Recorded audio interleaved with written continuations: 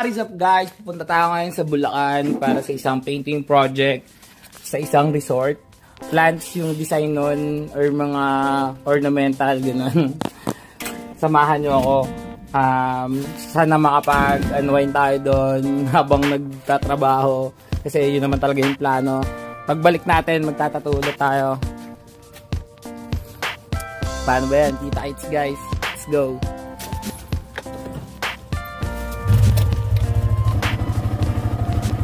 Ganyan yung kalayo yung pupuntahan natin. 2 hours and 32 lang sa mapa, pero dahil takbong pogi tayo, babiyahihin natin yan ng mas matagal. Bayi natin 4 hours.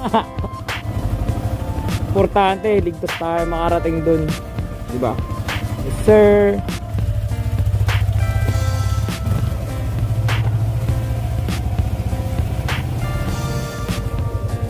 Putik dito sa amin.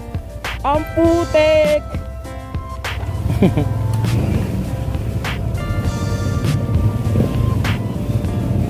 Magpe-painting. Magpe-painting. May basahan dyan? 3 araw. Kita, bye-bye. Kita. Ingatol.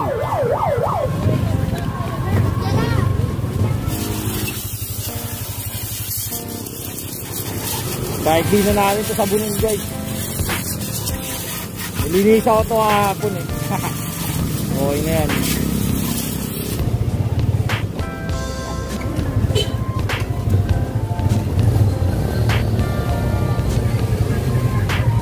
Matraffic ko tapos may ganyan oh. Sak ng basura. Aray.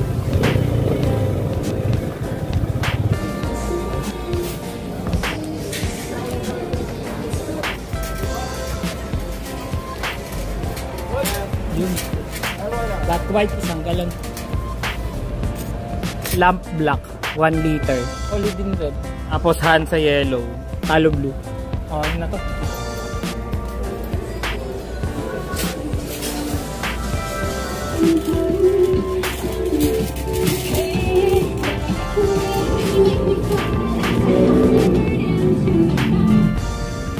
Angas na motor ni boss oh. Ilang cc yan boss? 450. Puta, tagos ng highway, no? Ay, ng toll gate, no? Ganda. Sa susunod, papasok natin yung sniper natin ng ganyan.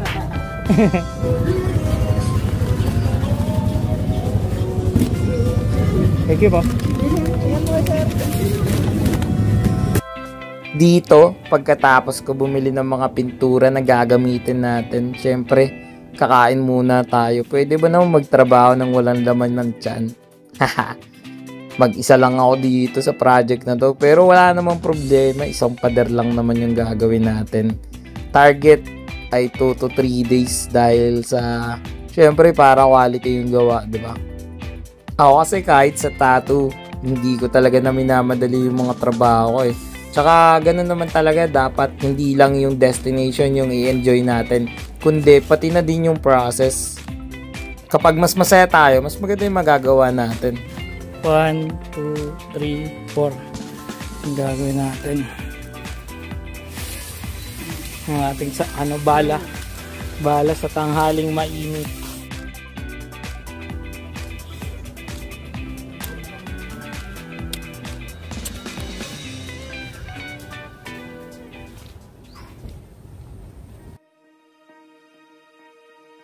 Ngayong araw samahan nyo ako magpinta dito sa Bulacan, Balagtas. Para nga pala to sa isang resort. Private pool. Basta, pahingahan, pasyalan. Perfect to para sa pamilya or kung may events man kayo.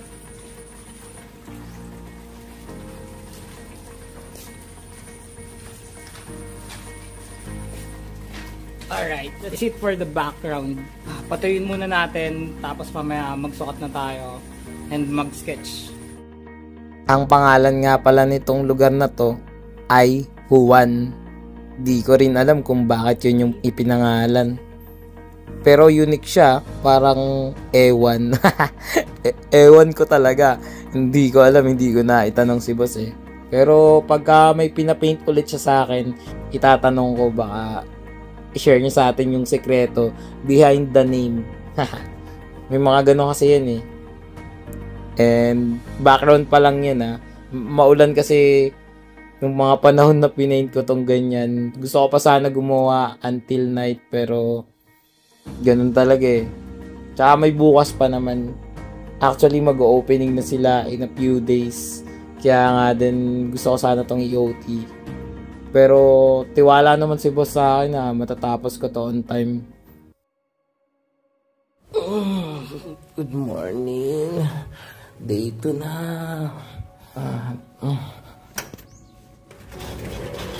Kagabi, hindi na ako nakagawa. Ang tagal kasi matuyo ng background. Medyo maambon yung weather. Sana hindi maulan ngayong araw. Para matapos natin. Mukhang makaganda naman yung araw ngayon. Maganda yung panahon. Ayun yung painting natin.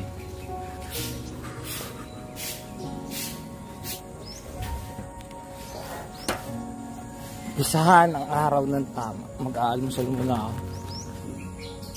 Etong day 2, ilalapat na natin yung main subjects dun sa mural natin, which is yung mga halaman. Sobrang dami naming pinagpili ang design dito. Actually, halos hindi nga makapili si boss eh. Yung client. Sa sobrang dami ko ba naman sinend na references and suggestions. Pero at the end, ako pa din yung nasunod. Kakaiba din kasi itong si boss. Pero usually naman pagka mga ganitong cases, mas masaya ako and mas inspired ako kasi binigyan ako ng freedom nung client na i-express, ipahayag ko gamit yung art, kung ano man yung trip kong gawin.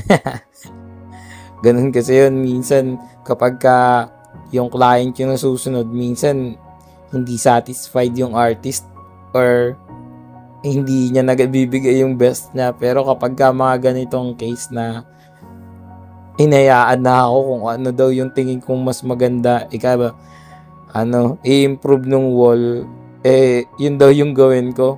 Kaya pagka naman ganito, wala na talaga akong dahilan para sumablay pa. Kailangan na talaga ibigay hindi lang yung 100% kundi yung lahat talaga ng enerhiya na nanggaling pa sa kabilang daigdig. Ang idea nga pala dito ni boss, kaya ganito, is gusto niya sana na magkaroon lang ng accent etong wall na to. Pero dahil sa yung layout is para siyang mga frames, naisip ko, I suggest kay boss na pagmukay na lang namin na individual paintings bawat rectangle na to. Pero pagka naman pinagsama-sama mo, ma-observe, mapapansin mo pa rin na relevant sila sa bawat isa. Pero hindi ko sinunod yung gusto ni boss na isang klase ng halaman lang or dalawa. I suggest talaga na iba-iba para magkaroon ng variation pero dynamic pa din. Kahit na hindi siya sobrang lively nung painting,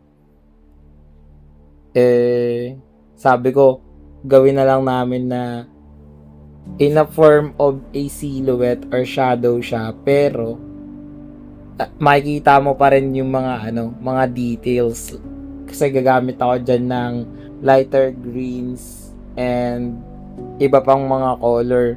Actually, yung inspiration ko nito is yung parang old paper, alam mo yun, sa Japanese paintings kasi naalala ko, bago sila mag-paint ng subject nila is naglalagay muna sila ng stain dun sa mismong canvas. Hindi yung mancha na galing lang sa pagkain or what. Yung stain na yun is para magkaroon ng texture yung canvas, para hindi siya plain white or ibang kulay na plain lang yung background. Eto, magkakaroon siya ng noise, magkakaroon ng mga effect. Ito kasi ang pagka-sales to dito dun sa client, sabi ko para sa akin kasi mas artistic to, which is as an artist, trip ko talaga yung mga ganitong klase na may pagka-abstract. Kahit kapag gumagawa ko ng mga portrait paintings, mas gusto ko yung mga ganitong klase kaysa dun sa mga super smooth na transitions like gradient, yung parang ganun. Eto, mas gusto ko to as in malaya siya na meron kang pwedeng makita mga lines or mga random shapes and ikaw na bahala mag-interpret doon. Usually ganun naman talaga pagka mga abstract eh. And dito sa case na to, bumagay din yung mga ilaw niya doon sa taas. Actually kasi kung mapapansin nyo dito, doon sa background and doon din sa subjects na mga plants, sobrang kitang-kita yung light source, 'di ba, kung paano siya tumamad dun sa dahon tapos dun sa background. So totoo lang, matagal na talaga akong hindi nakapag-paint ulit kasi yung hobby ko na portrait per day hindi ko na siya nagagawa. Pero para sa akin, mako-consider ko na sobrang laking tulong nung pagtatato ko pagdating sa attention to detail and pati na rin dun sa mga color mixing, yung harmony yung harmony, yung blending. Kasi sa pagdating sa tattoo, ang pinagkaiba ng painting, sa painting madali lang siyang takpan, madali lang siyang gawa ng paraan, madali lang patungan ng ibang kulay. Pero pagdating sa tattoo, grabe, kailangan bawat linya, bawat shading dapat sobrang perfect siya.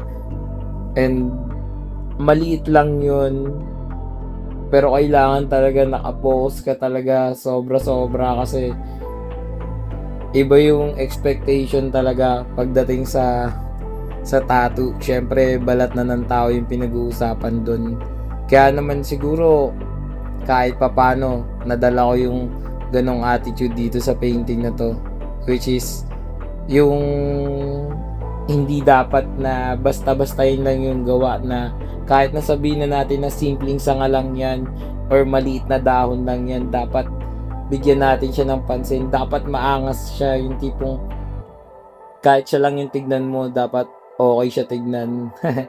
Alam mo yun, kasi iba din talaga eh pagdating sa contribution ng tattoo para sa akin as an artist. Ganun talaga, kaya nga ako hindi ako tumitigil talaga mag-explore ng medium ng art, kagaya ng watercolor, ng pastel, color pencil, ball pen, charcoal, at kung ano-ano pang klase ng art. Isa pa sa mga gusto kong gawin siguro sa susunod is yung sculpture, siguro 3D modeling. Yun kasi may mga halo na yun na technology and kailangan yung tools kompleto din.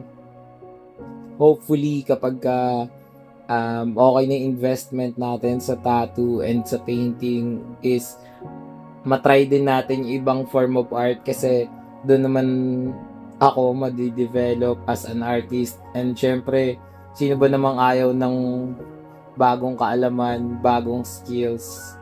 Etong video patapos na, pero nag-uumpisa pa lang ako sa journey ko as a painter and a tattoo artist. Marami pa akong parating na mga videos. Sana patuloy nyo akong suportahan, para sa inyo to, at mas pagbubutihin ko pa sa susunod. Paalam.